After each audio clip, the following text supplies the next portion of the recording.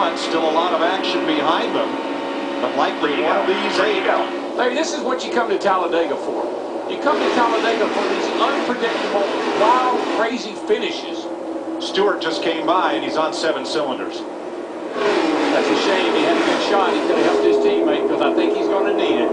Now, Ryan keeps allowing, Junior keeps peeking the nose out to the inside, but there's no room there to make a move. No, and I'm not sure why Ryan is kind of leaving that bottom, just that little bit of an opening. He's going to get a fender underneath of him and shove him right up out of the way if he's not careful. Yeah, I need to know about the runs. I need to know they got runs. And forward, he's trying to get back there to the 31, but the 31 doesn't. Junior wants his spotter to be a commentator and tell him everything that's happening behind him. And then he'll decide where to go and when. Well, he's got 2 laps to decide.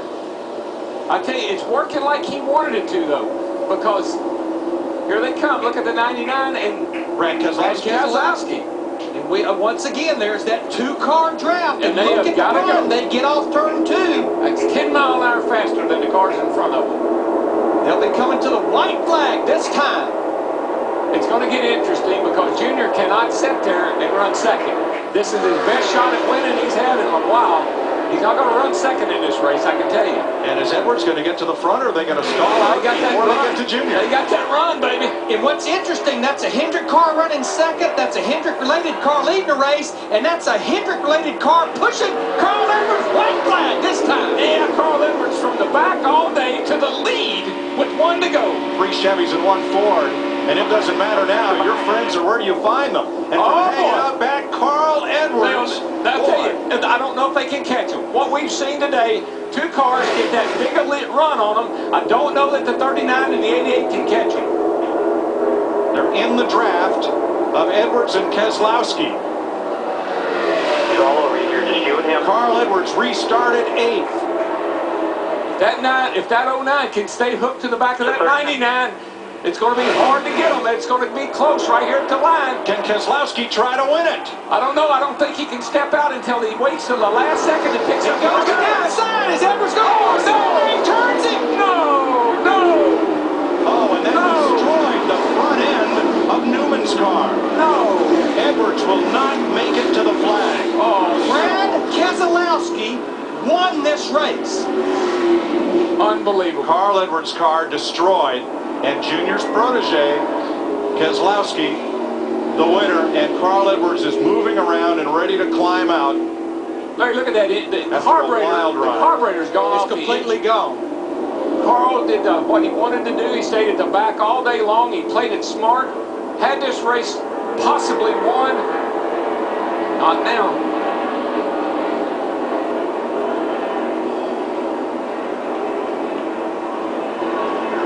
Not sure where Carl's going.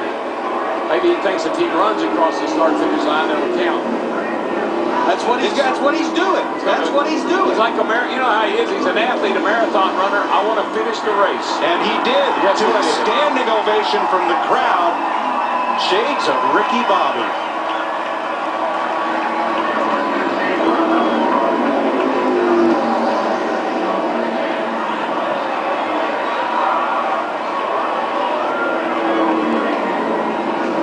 Don't you know, Larry, that James Finch is fit to be tied right now? Finch owns this car. He bought it from Rick Hendrick and leased the engine. A whole Hendrick package. Let's take a look, Mike. Carl Edwards, he opened it up just a little bit. Yeah, I'm not sure. I think this is a hard lick right into the fence. I mean, that car, that looked like Bobby Allison did here in 1987. The catch fence did its job, and the car did its job. Thank goodness we have the new, stronger, much stronger, safer catch fences. And Newman took a hard hit from Edwards as well. Look at just a car with the room left on the bottom. What happened here is the 09 looked to the outside. Carl went up a little bit to block him, and 09 went right back to the bottom and clipped him. You know, the move looked a lot like the one that Brian Vickers put on Jimmy Johnson when Vickers won. Wow. But what a hit. Wow. That is 1987 all over again. Oh, my gosh. And did you see that? I believe it was Biffle that almost T-boned the 99. But watch. The 09's going to look to the outside where he already has. Carl went up to block him a little bit. Now he's going to come down and try to block him again, and you get one shot at it, but you don't get two. Watch this. What a lick. Oh my gosh. Unbelievable. You know, and looking very carefully at the catch fencing that held, and I did not see any debris go into the grandstand, and that certainly is unbelievable. Is very gratifying to see. Well, I knew it was going to be wild. I didn't know it was going to be this wild. Run, here's a 3 back from him. This is from Carl's onboard camera. Inside, 0-9. But Daryl, I want to...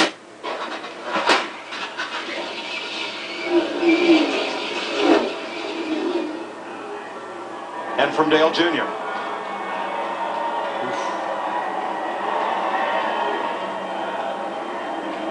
But Daryl, I want to ask you on air, because I did not see Brad Keselowski do anything wrong there. No, it was a blocking move on Carl. The 09 looked to the outside. Carl went up to block that move, and when Carl came down, the 09 was there. Another first-time winner at Talladega. Here's the cool-down lap. Dale Jr. and Brad Keselowski kind of getting together. Junior with a big fist pump, and whoa, Brad Keselowski. Keselowski didn't see him up there. Now everybody's going to say that Kyle Busch spun the winner out after the race, but I beg to pardon with you. Every driver dreams of his first Sprint Cup win, but when that win comes at a venue as significant as Talladega, it is something special.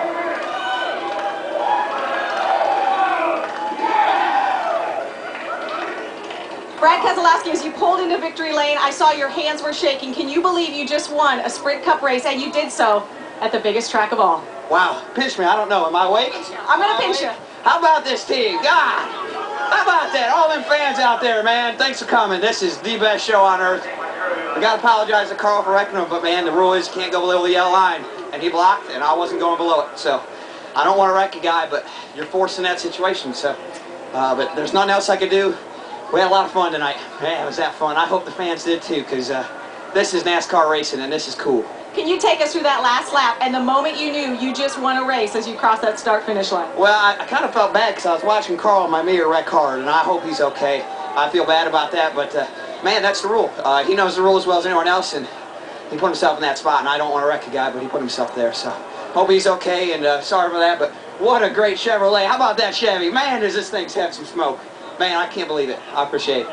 His best finish coming into this race in the Sprint Cup Series, 19th. He is now a Sprint Cup winner. Matt? When the dust settled, Dale Earnhardt Jr. came home second. You had the perfect seat to watch your protege score his first win. Walk us through what you saw from your seat.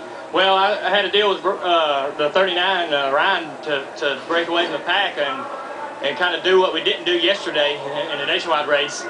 And we had it going, and I thought there's no way, you know, we were staying tied together, and there's no way nobody can catch us. And they were smart enough to move up, which the higher lane had been easier and faster and lining the car out better all day. They were smart enough to run in the middle, and here they come. And I couldn't believe Brad was pushing that 99.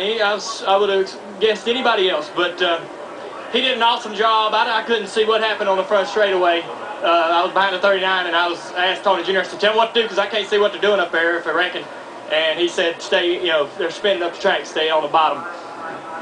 And it was a pretty hard hit that Ryan had, but I had a blast. The National Guard Amp Energy Chevrolet was running good all day long. It run up front, and I love these fans here.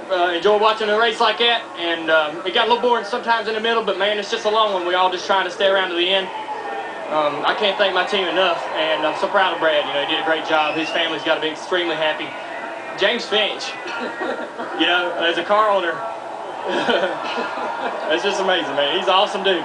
Can you imagine the party that will be taking place tonight in Panama City, right? Oh, boy. I'm telling you. It will never be the same. Well, Dale Jr. came within one position of being Rick Hendrick's 4th straight winner. Brad Keselowski, in only his 5th Sprint Cup start, becomes Talladega's 10th first-time winner. And yes, Carl Edwards makes it to the finish line. Run, Carl, run.